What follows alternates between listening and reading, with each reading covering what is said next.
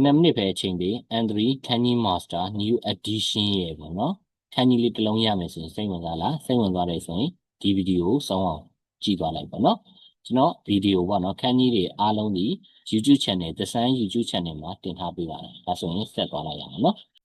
N3 Canny ပေါ့နော်ကြက်ဖို့ခက်နေတယ်ဆိုရင်အခုဗီဒီယိုကိုကြုံသွားနေကြည့်သွားလိုက်နော်ကျွန်တော်တော်လုံးလုံးတက်လုံးလုံးပညာဒနာလောက်တာမဟုတ်ပါဘူးအတန်တကယ်လို့မှားခဲ့တယ်ဆိုရင်ခွင့်လွှတ်ပေးဖို့ကြိုတင်ပြီးတော့တောင်းပန်အပ်ပါတယ်ကဲဟုတ်ပြီကျွန်တော်တို့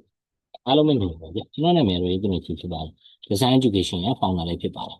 ဒီနေ့ကျွန်တော်တို့ Canny Master New Edition ရဲ့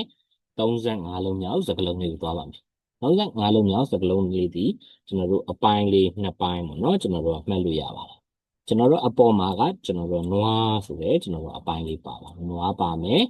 နောက်တစ်ခုကကျတော့ကျွန်တော်တို့ဒီလိုပေါ့နော်ခွက်ပုံစံလေးမှတ်တယ်ပေါ့နော်အဲ့ဒါကိုကျွန်တော်တို့တန်ဘူးလို့မှတ်လိုက်အဲ့တော့ကျွန်တော်တို့ကဘယ်လိုမှတ်မလဲဆိုရင်နွားတွေကိုတန်ဘူးတဲ့ထည့်ပြီးပြီလို့မှတ်လိုက်ပါနော်နွားတွေကိုတန်ဘူးတဲ့ထည့်ပြီးပြီပေါ့နော်နွားတွေကိုတန်ဘူးတဲ့ထည့်ပြီးပြီပေါ့ဒီနေ့အနေနဲ့တောက်ကြနေအထိတရက်ကိုခန်းကြီးတစ်လုံးကျွန်တော်ရဲ့ YouTube channel မှာတင်ပေးပါတယ်36လုံးမြောက်စကားလုံးလေးတွေကျွန်တော်တို့ကြည့်မယ်ဆိုရင်ခန်းတန်ဘူးပေါ့နော်ပြီးတော့ရင်ကျွန်တော်တို့ခန်းစမဲစီတိုဘူးဆိုတဲ့စကားလုံးလေးပဲဖြစ်ပါတယ် Like and subscribe ခေါင်းလုံးလေးနှိပ်ပေးခဲ့ပါဦး